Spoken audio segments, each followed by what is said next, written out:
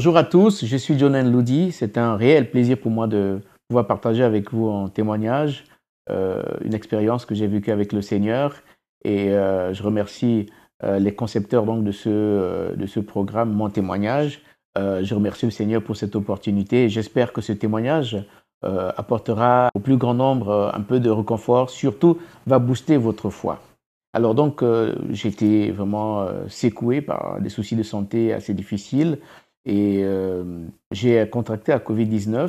Au début, quand ça a commencé à se manifester, je ne savais pas que c'était la Covid-19 parce que je me suis dit c'est peut-être un peu un excès de fatigue ou alors peut-être une crise je faisais une crise de paludisme. Donc, j'ai essayé de faire un peu comme tout le monde fait aujourd'hui, des bains de vapeur, prendre quelques infusions de décoction un peu à la maison, mais ça ne s'améliorait pas.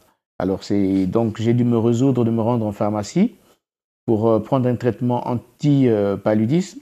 Et ce que j'ai fait, je suis allé en pharmacie, donc voilà, j'ai pris ces médicaments pendant à peu près, on va dire, 3 jours, 4 jours. Ça ne s'améliorait toujours pas et curieusement, j'avais des symptômes beaucoup plus évidents. Mais c'est des symptômes qui sont arrivés vraiment de façon, on va dire, subite et en même temps. Je commençais à avoir un affreux mal de gorge, une fatigue extrême. J'arrivais pratiquement pas à me déplacer comme il fallait. Et j'avais des étourdissements par moments, des douleurs musculaires qui s'intensifiaient. Donc face à cela, et comme j'ai vu que le traitement ne passait pas, j'ai dû me résoudre de me rendre à l'hôpital, évidemment. Mais j'ai eu l'idée de me rendre beaucoup plutôt à Ngonje, donc au stade de l'amitié, où il y a le dispositif qui s'occupe donc des cas Covid-19. J'ai posé mon problème et là, on va me faire un test. Malheureusement, ce test, je ne pouvais avoir les résultats que dans les 72 heures qui suivaient. Alors, j'ai trouvé ça trop long parce que je me sentais vraiment très mal. Il faut avouer que les 2 dernières nuits que j'avais passées chez moi avant de me rendre à l'hôpital avaient été les plus difficiles. Parce que surtout la dernière nuit, je pensais que le Seigneur allait me prendre. Parce qu'entre 1 heure du matin et on va dire 3 heures du matin, je commençais à suffoquer pratiquement. J'avais des problèmes respiratoires, je respirais vraiment plus bien. Je cherchais mon souffle, j'essayais de trouver une position pour bien respirer, mais c'était difficile. Et je me rappelle que j'avais même pas de force pour prier. J'arrivais juste à marmonner le nom de Jésus voilà.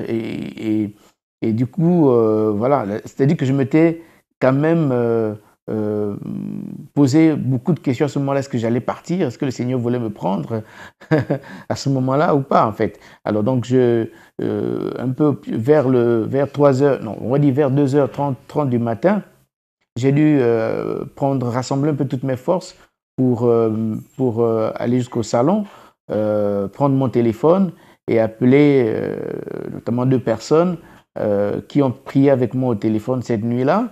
Et j'ai pu avoir un peu de force pour tenir jusqu'au matin. Et c'est justement le matin que j'ai dû me résoudre donc de me rendre à l'hôpital. Avec ce que j'avais vécu dans la nuit, vraiment, je ne pouvais pas faire autrement. Et donc, on va me faire le test et il fallait revenir 72 heures après. 72 heures, pour moi, c'était trop long. Et comme j'avais déjà un bon d'examen pour faire un scanner, donc j'ai dû me rendre à l'hôpital militaire où j'ai été reçu par un frère qui m'a aidé à faire ce scanner. Et c'est à partir donc du scanner qu'on va se rendre compte que j'avais les poumons qui étaient déjà atteints à un pourcentage non négligeable. Et à partir de là, j'ai été orienté vers l'hôpital, donc le CHU d'Ovendo, où je suis allé donc au niveau des urgences, où j'étais reçu. Et c'est à partir de là aussi qu'ils vont essayer de contrôler ma respiration et tout. Et là, ils vont se résoudre donc de m'hospitaliser. Et là, je vais être introduit dans cette salle de réanimation où on garde les cas Covid-19 un peu complexes. Ce jour-là, j'étais rentré avec un monsieur également qui avait le même problème que moi. Il y avait déjà une dame qu'on avait trouvée qui était déjà hospitalisée depuis plusieurs jours. Et je suis rentré, j'ai commencé à stresser lorsque j'ai vu tous ces appareils et tout ça. franchement, des choses qu'on voit dans les films. Alors, donc on va m'installer dans un lit et on va commencer à manipuler tous les appareils là et tout. J'ai dit, ah Seigneur, mais qu'est-ce que je suis venu faire ici? Vraiment, prends soin de ma vie. C'est la seule prière que j'ai pu faire à ce moment.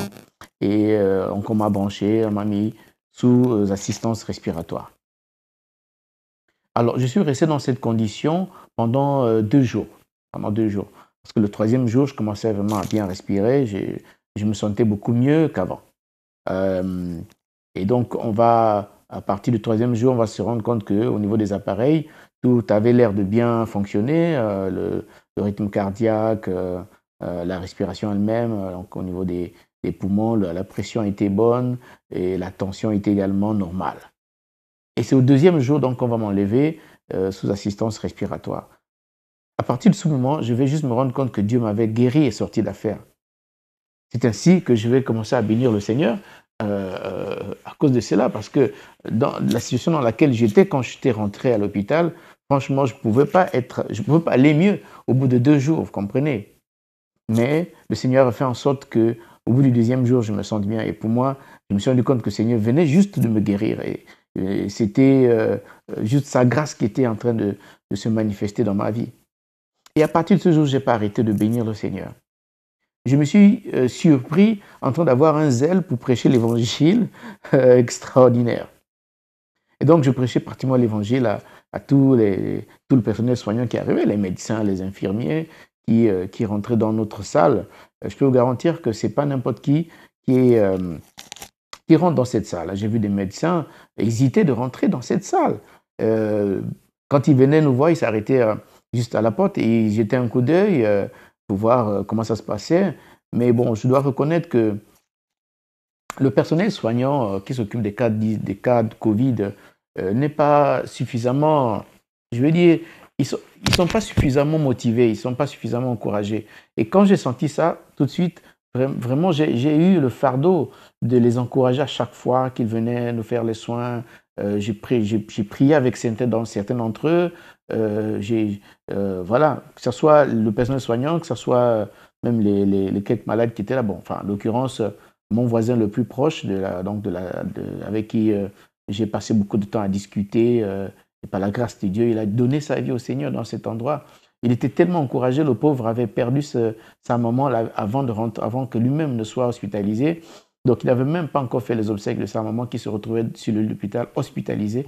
C'était une situation assez stressante pour lui. Et le temps qu'on a passé ensemble, vraiment, lui a fait beaucoup de bien.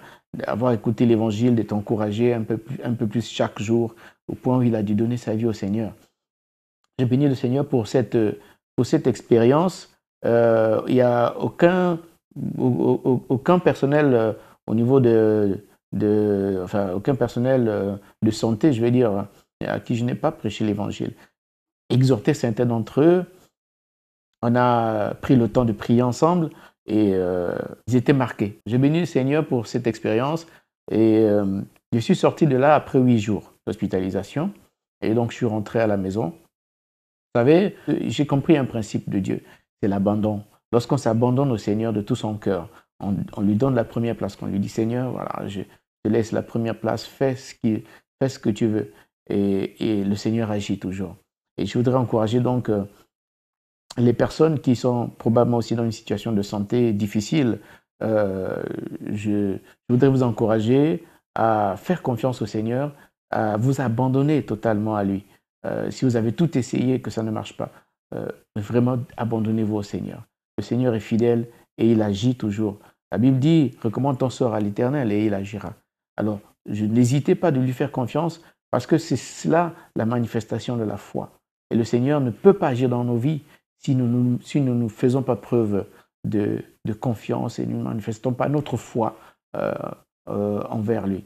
Alors, donc, je voudrais également profiter donc de cette opportunité parce que je suis sorti de cette situation avec beaucoup de résolutions dont l'une d'entre elles, c'est vraiment être en paix avec tous. Et je voudrais vraiment demander pardon à toutes les personnes à qui j'aurais fait du tort, à qui peut-être avec qui je me serais mal comporté. Vraiment, veuillez me pardonner.